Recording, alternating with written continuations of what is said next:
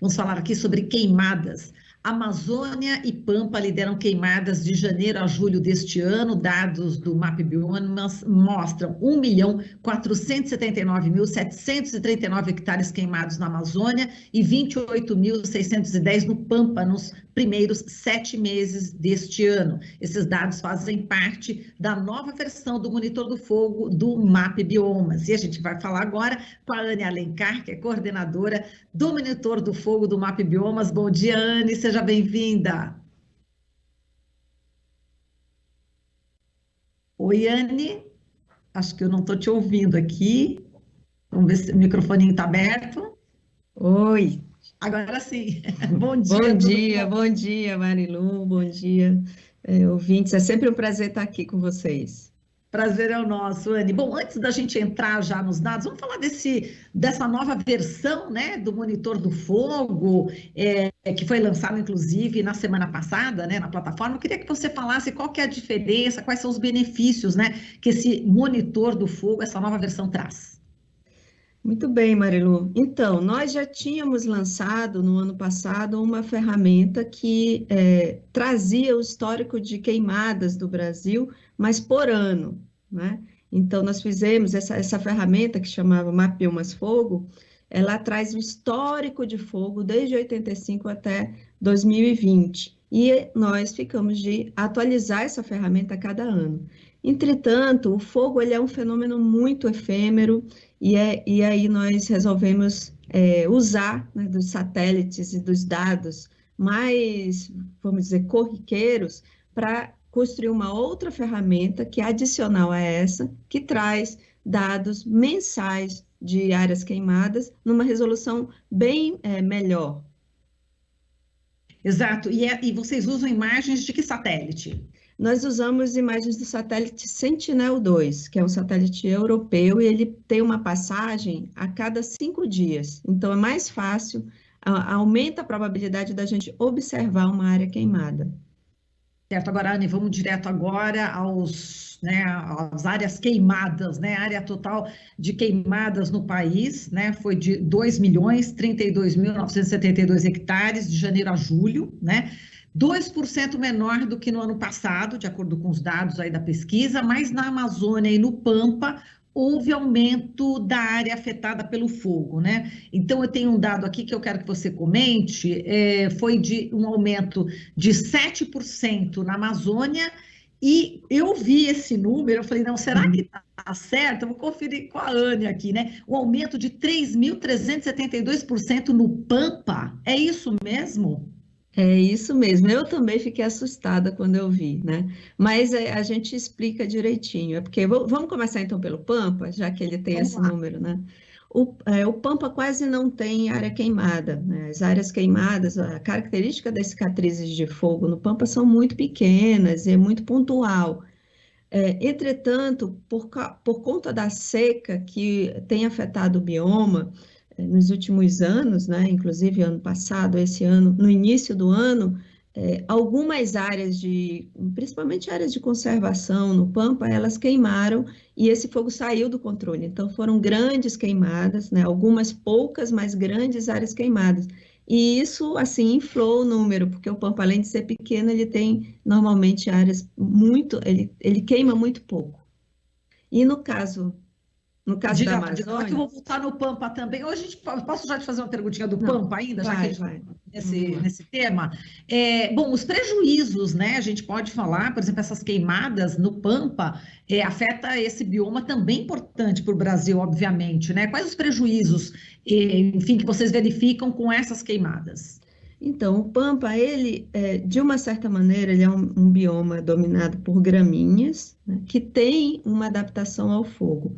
Entretanto, o Pampa também tem muitas áreas de plantio, né, e tem esse pasto nativo que é usado pelos criadores de gado e tal. Então, qualquer queimada, se ela não for controlada, ela traz prejuízos, né?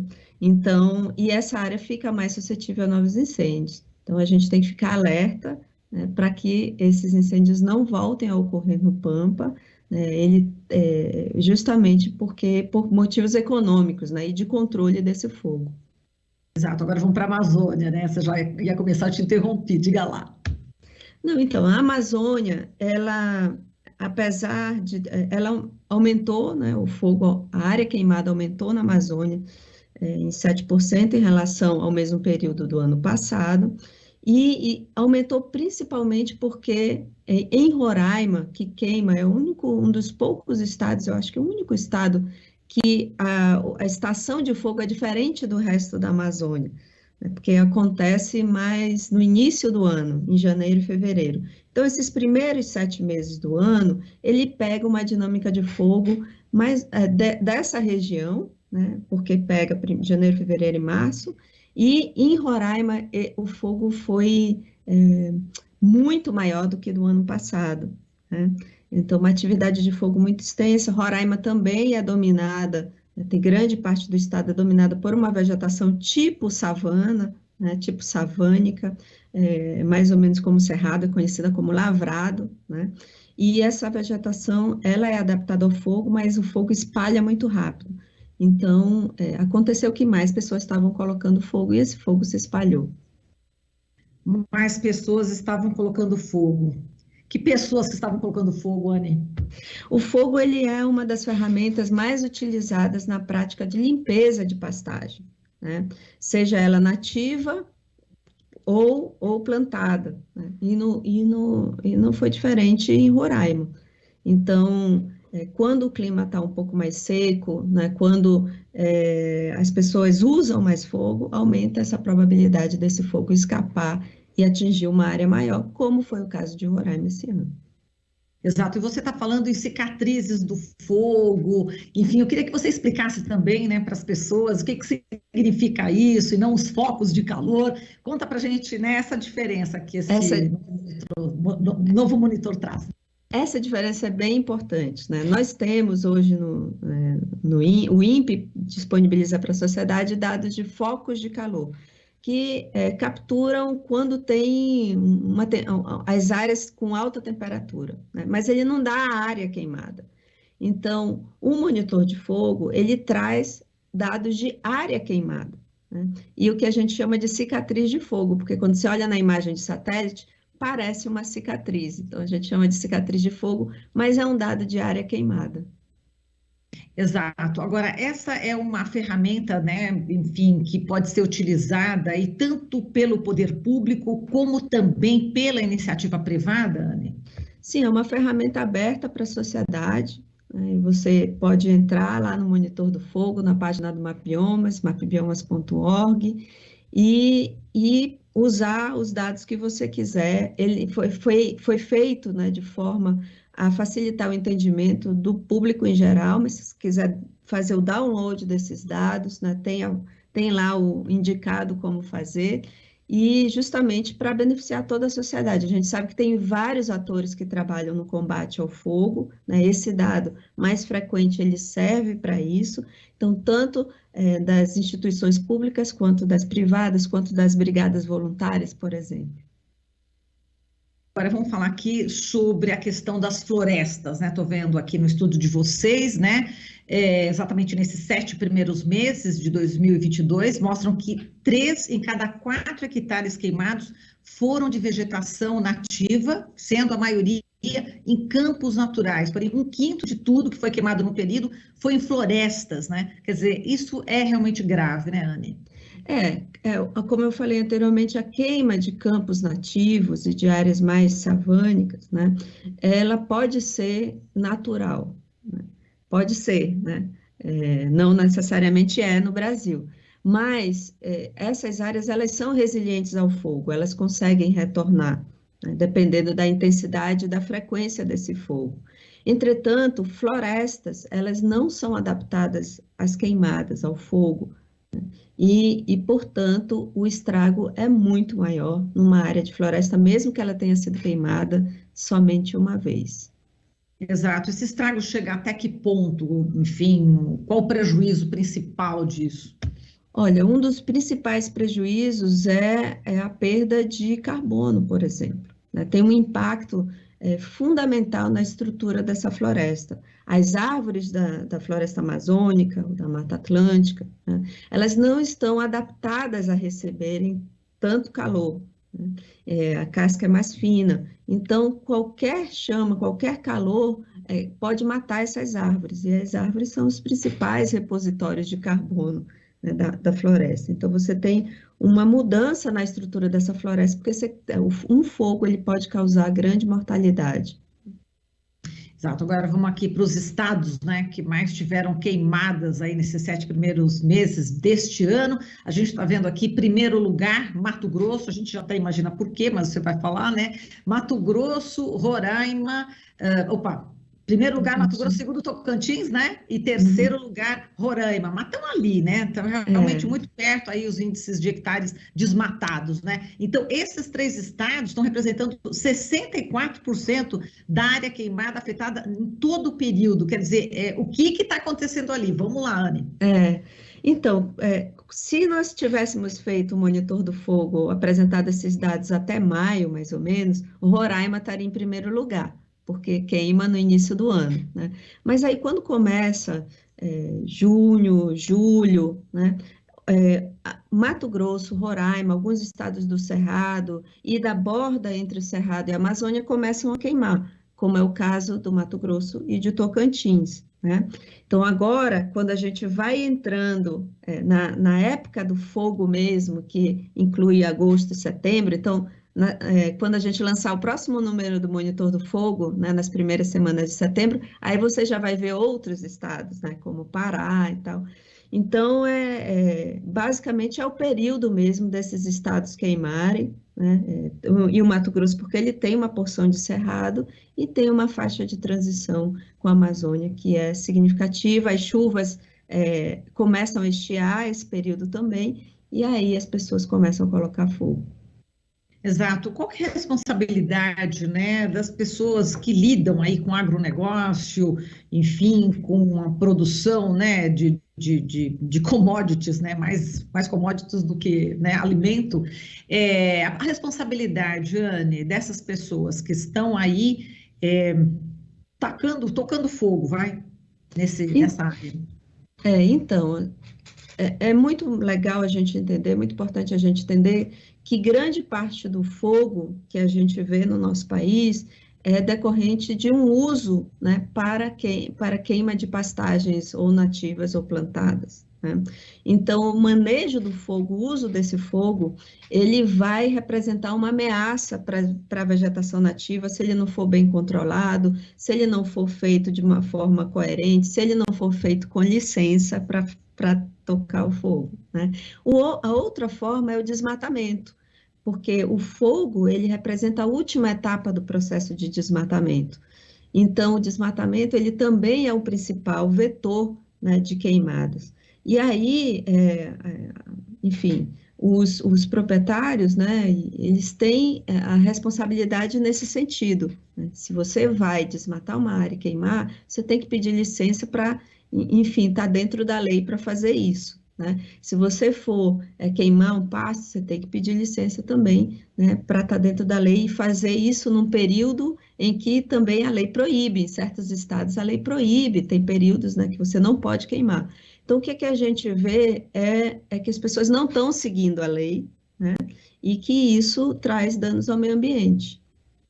Exato. Agora, falando de outros biomas, né? Cerrado, Mata Atlântica, Pantanal, a gente está vendo aqui um pouco de queda, mas se a gente for um pouquinho mais para trás, para 2019, representa alta também, né, Anne? Sim, o Cerrado é impressionante porque ele apresenta uma queda em relação a 2021, mas ele foi o bioma que queimou mais do que 2019 e 2020. Ou seja, ele está num patamar de fogo que está muito parecido com os outros anos. Então, a gente não conseguiu reduzir o fogo no Cerrado, o que também é muito preocupante, apesar dele ser um bioma adaptado ao fogo. Mata Atlântica e Pantanal? No caso do Pantanal, nós ficamos felizes, né, de ver esses dados, realmente uma redução importante na área queimada, apesar também de ser um dos últimos 6 anos, né, é um terceiro ano que mais queimou, né? Então, eu acho que as pessoas, né, a sensação que eu tenho é que no Pantanal as pessoas ficaram realmente com medo depois de tantas estações de fogo com muito fogo. Entretanto, tem uma coisa importante para falar, que o fogo, ele depende de 3 fatores, né? Um fator que é ter material combustível, ter o que queimar, né, em qualidade, então o volume, material combustível, volume e qualidade. Ter um clima favorável para queimar, né? Tá quente e tá seco, e ter alguma coisa para iniciar esse fogo, né? No caso, nos últimos meses, assim, no último mês e recentemente agora em agosto, a gente tem visto algumas frentes frias, né? E essas frentes frias, elas acabam reduzindo a temperatura, atingindo regiões, inclusive do Pantanal, e também algumas regiões do Sul. Isso reduz a pressão, reduz a probabilidade do fogo ocorrer. E também a gente está passando por um período, né, que é um período de Laninha, que é um fenômeno climático que representa o resfriamento das águas do Pacífico, né, ali ó, na região do Equador, e essa umidade ela acaba vindo para a Amazônia e a Amazônia fica mais úmida. Então, só para você ter uma noção, né, a gente está no segundo ano de Laninha. A Amazônia está mais úmida do que normalmente estaria, e a gente tem uma alta de fogo mesmo assim, né? Imagina se estivéssemos no período de seca como tivemos em 2019, né? Onde a gente tinha bem menos desmatamento do que a gente teve hoje. Aí seria muito preocupante. Entendi. Bom, e depois fica na nossa memória, falando em Pantanal, fica na nossa memória a morte, né, de onça pintada queimada, né, aquele sofrimento todo, né, dos animais, enfim, da flora. É realmente lamentável o que a gente está vendo, né, Anne? Mas eu te agradeço muito. Não sei se você queria comentar alguma coisa quando eu falei da onça, ou a É. gente já se despede, diga lá. Não, só um último comentário, é que essa questão do Pantanal, ela é muito importante, porque as pessoas perderam muito com o fogo descontrolado no Pantanal, né?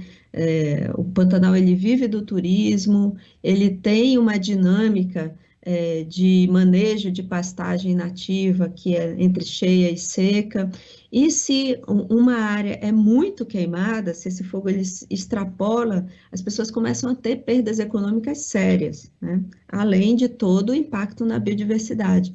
Então, depois do fogo de 2020, né, que foi um fogo absurdo, o Pantanal ele queimou bem menos em 2021 e está queimando bem menos em 2022. Eu acredito que tem também aquele sentimento de desastre, e as pessoas estão realmente colocando e usando menos o fogo.